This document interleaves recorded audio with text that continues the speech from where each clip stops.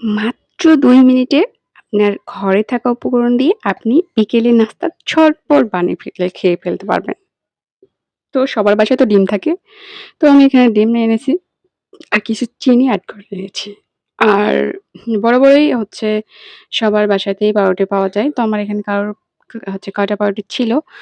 অ তাই আমি কটা হচ্ছে আ নাস্তা বানায় ফেলবো। তো কি করি দেখতেই থাকেন। তো আমি এখানে ফ্রাই প্যানে আমি তেল দিয়ে নিছি।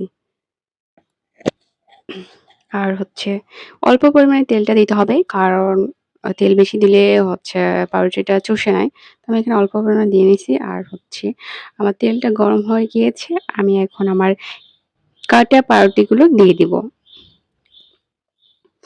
এক, এক করে সবগুলো। আর একটা কথা মনে রাখতে হবে যে চুলোর আঁচটা একদম লো হিটে রাখতে হবে। কারণ এখানে যদি আপনি হচ্ছে হাইতে দেন তাহলে আপনার পাউরুটিগুলো লেগে যাবে। আর হচ্ছে পুড়ে যাবে।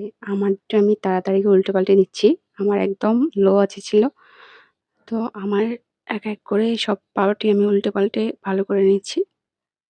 ফাইনালি আমার পাউরুটিটা অনেক হচ্ছে সুন্দর একটা স্মেল আসছে। তো আমার ভাজাও শেষ। আমি এক, এক করে উঠে নিচ্ছি। তো আমার ঝটপট রেডি আমার বিকেলের নাস্তা। আপনারা চাইলে এরকম করে আপনাদের বাচ্চাদের করে খাওয়াইতে পারেন। তো আজকের ভিডিও এ পর্যন্তই। আর নতুন, নতুন ভিডিও পেতে আমার সাথে পাশে থাকবেন। আর অবশ্যই ফলো দিতে ভুলবেন না। তো ভালো থাকবেন, সুস্থ থাকবেন। আল্লাহ হাফেজ।